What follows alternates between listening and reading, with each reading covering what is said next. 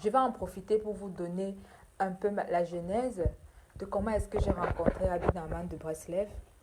Un jour, j'ai repris contact avec un être cher que j'avais perdu de vue depuis longtemps.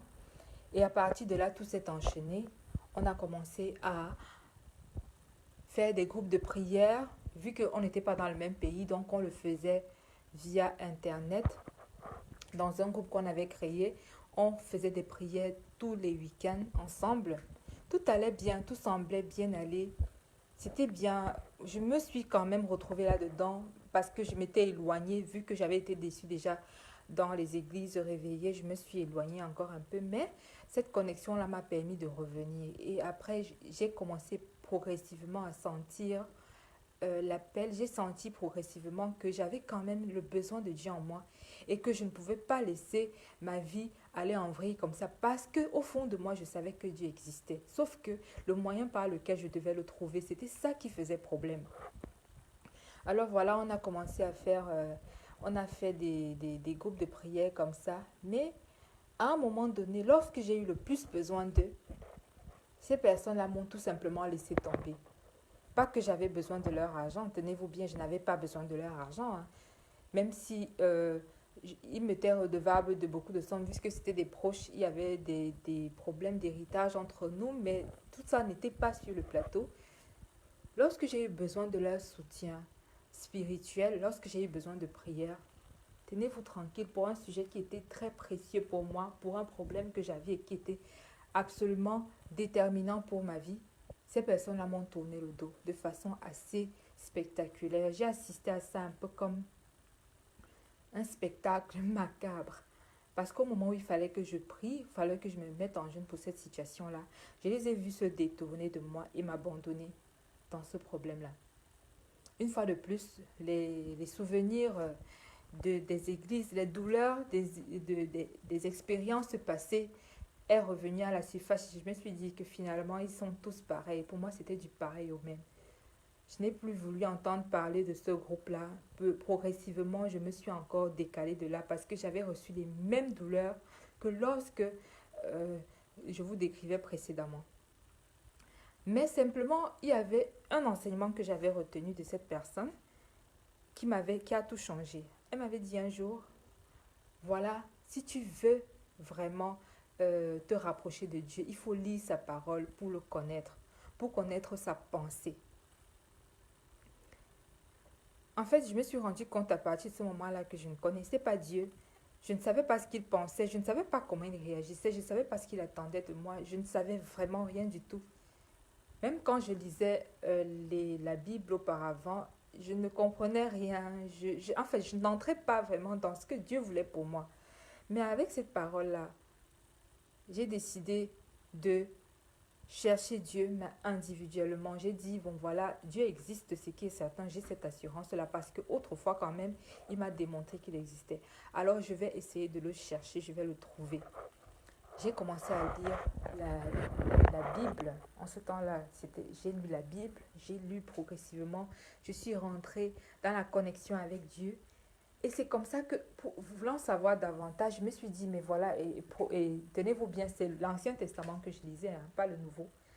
Parce que le Nouveau m'avait déjà causé tellement d'incompréhension, je ne comprenais rien au Nouveau Testament. Il y avait tellement de contradictions là-dedans, d'après moi. Et puis, je n'avais jamais senti ce, cette connexion-là quand je lisais le Nouveau Testament. Pour vous dire la vérité, je n'avais jamais senti que les choses étaient vraies, que les choses étaient logiques. Pour moi, c'est comme s'il y avait toujours un mensonge quelque part et beaucoup de choses qui n'étaient pas dites. Voilà, c'est pour ça que peut-être que je n'ai pas suffisamment fait des recherches de ce côté-là. Peut-être que j'aurais pu me rapprocher aussi du prophète qui est cité là-bas. Peut-être que j'aurais pu, mais je n'ai pas pu.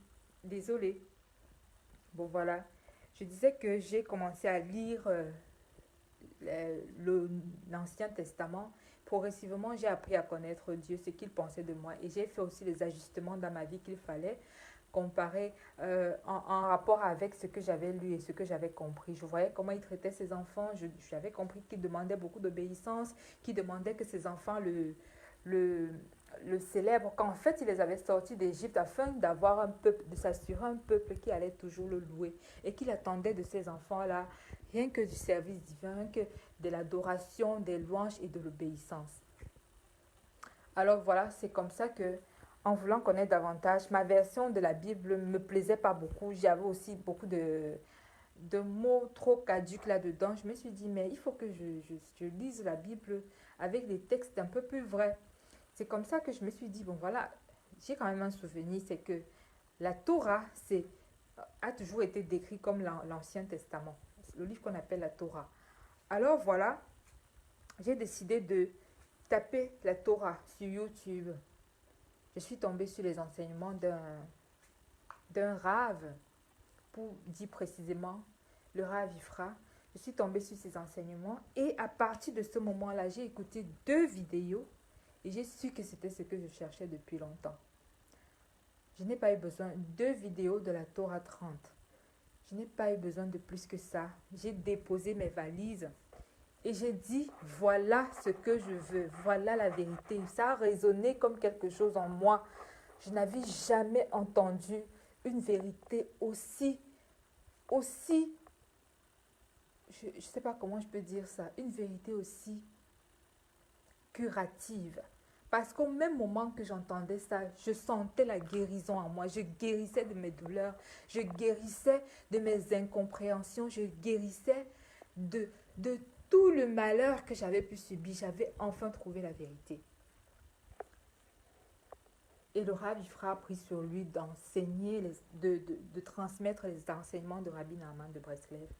De fil en aiguille, j'ai d'abord voulu m'attacher à la personne qui est le Rav Ifra. Mais en plus, je me suis dit, peut-être que c'est la même erreur que j'avais commise dans les églises réveillées, c'est que j'attendais des personnes qu'ils me traitent différemment, qu'ils soient bienveillants envers moi, qu'ils agissent comme Dieu envers moi. Mais j'ai dit, un jour, il a fait un enseignement, il a dit que le plus important est de s'attacher au sadique. Peu importe tout ce que vous pouvez faire. La base, c'est l'alliance, ça veut dire l'alliance avec le sadique. Et ce sadique-là, c'était Rabbi Naaman de Breslev.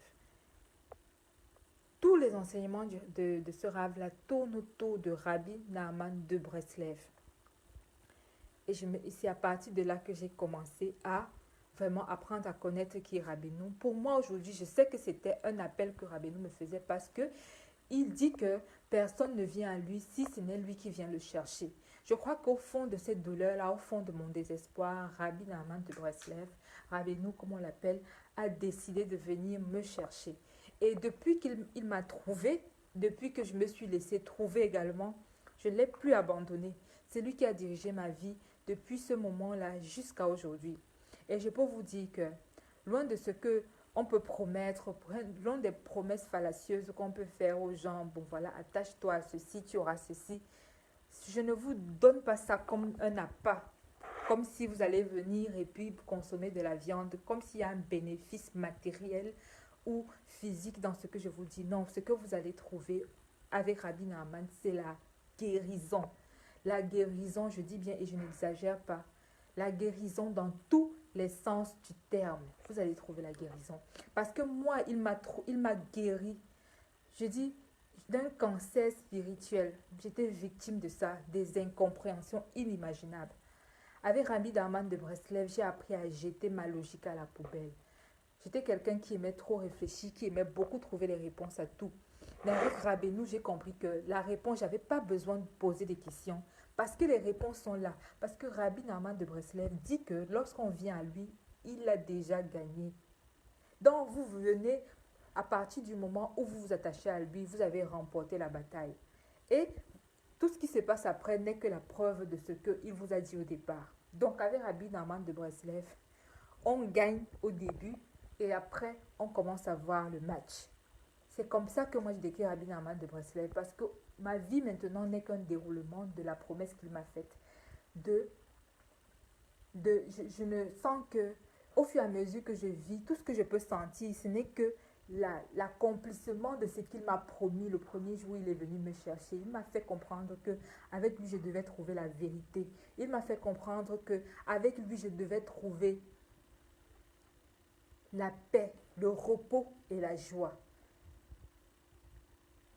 Je n'ai plus de douleur. Ces douleurs émotionnelles que j'ai traversées pendant presque toute ma vie, et je ne suis pas jeune, toutes ces douleurs ont disparu comme par enchantement. Je ne l'ai pas trouvé cette paix, je n'ai pas trouvé cette joie dans ma famille. Je n'ai pas trouvé cette joie parce que en dehors de ma famille, j'ai grandi pas dans mon milieu familial normal. Ça veut dire que je n'ai pas grandi avec mon père et ma mère. Donc, vous pouvez imaginer tout le nombre de frustrations qu'on peut avoir pendant qu'on est comme ça. J'ai grandi avec ces incompréhensions, ces discriminations au grand jour qui m'ont fait tellement de mal. Mais aujourd'hui, je me rends compte que si j'avais connu Rabbeinu depuis cette époque-là, j'aurais pas eu toute cette douleur-là, malheureusement. Mais c'est juste que quand vous voyez des personnes démentir leur éducation devant vous, vous ne pouvez pas, pendant que vous êtes enfant, vous ne pouvez pas tenir. C'est tellement fort la douleur. Et c'est comme ça que, pour revenir à ce que je disais, c'est comme ça que de fil en aiguille, j'ai trouvé la paix, j'ai déposé mes valises auprès de Rabbi Naaman de Breslev. J'ai déposé mes valises, j'ai dit ici, plus jamais on ne va me faire goûter de la fausse nourriture. Plus jamais je ne boirai du mauvais vin parce que j'ai trouvé le vrai vin. Le vrai vin, c'est toi. Ça, c'est une vérité qui n'a pas besoin d'être démontrée. Je ne suis pas là pour vous démontrer quoi que ce soit. Ça, c'est une vérité qu'on n'acquiert que lorsqu'on y va. Et je suis allée à la rencontre de Rabbi Naaman de Breslev. Je l'ai trouvé, il m'a fait asseoir. Raison pour laquelle je ne peux pas laisser ça, je ne peux pas garder ça pour moi parce que vu le monde qui est aujourd'hui, il est bien possible que parfois on a une connaissance et on ne peut pas la partager parce que les gens autour ne sont pas réceptifs. Dieu merci à Internet, on peut partager avec les personnes qui sauront entendre ce message et qui sauront se retrouver là-dedans.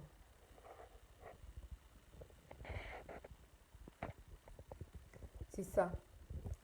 J'ai pu trouver Rabbi Naaman de Breslev et je vous invite tous, si vous écoutez cette vidéo, cherchez le sadique, cherchez Rabbi Naaman de Breslev. Moi, j'estime que vous avez déjà quelques bases dans la matière parce qu'il est difficile de venir à lui comme ça. Il va venir vous chercher, ne vous inquiétez pas. Déjà que si vous écoutez même cette vidéo, c'est que c'est un signe que Rabbeinu a déjà frappé à votre porte. Malheureusement, aujourd'hui, je ne vais même pas je ne vais même pas épiloguer sur le sujet sur lequel je voulais m'entretenir aujourd'hui avec vous. Je voulais parler aujourd'hui de la logique et de comment est-ce que la logique peut détruire notre vie. Vous voyez toutes les incompréhensions que j'ai, toutes les douleurs par lesquelles je suis passée, tout ce que je n'ai pas pu faire dans ma vie, c'est justement parce que cette logique-là m'empêchait de le faire. Et beaucoup de personnes aussi sont dans ce cas-là. Beaucoup de personnes ne font pas les choses parce que logiquement, ils ne peuvent pas le faire. Il y a tellement de questions sans réponse. Il y a tellement de choses qu'ils pensent et qu'ils maîtrisent. En fait, pour dire simplement, j'aimerais vous dire que, quelle que soit la logique, lorsque vous attachez, c'est pour ça que je ne veux pas faire les enseignements un peu comme si c'était du développement personnel, parce que ce serait vous mentir, ce serait tomber, verser dans les sciences occultes, comme de la philosophie et tout. Moi, ce que j'aimerais vous donner aujourd'hui, c'est vraiment le lien avec le sadique qui saura répondre à vos questions personnelles. Et avec le sadique, même, la meilleure chose qui arrive, même qui m'est arrivée, c'est qu'avec lui, on n'a pas besoin de comprendre. On vit tout simplement, il prend soin de nous. Dès qu'on renouvelle l'alliance avec lui, dès qu'on ne détruit pas l'alliance par des mauvaises pratiques, comme ce qu'on a mentionné dans la précédente vidéo, l'émission des semences en vain, en l'occurrence la masturbation, l'infidélité, toutes ces unions qui ne sont pas légitimes. Et voilà, on garde l'alliance avec le sadique. Le plus important, c'est de garder l'alliance avec le sadique. Et le sadique saura vous emmener vers Dieu. Quand quelqu'un est grand, vous ne pouvez pas aller et toquer à la porte tout seul. Il faut que quelqu'un vous y emmène. Et moi, c'est le chemin que j'ai trouvé. Pour revenir à ce que je disais au début, j'ai trouvé le chemin qui m'a conduit vers Dieu. Et ce chemin-là, c'était Rabbi Naaman de Breslev. Merci, j'espère que mon message est passé. Portez-vous bien. Que Dieu vous bénisse, que Rabbeinu vienne toquer à votre porte et que vous puissiez trouver la voie qui mène à Dieu. Bye.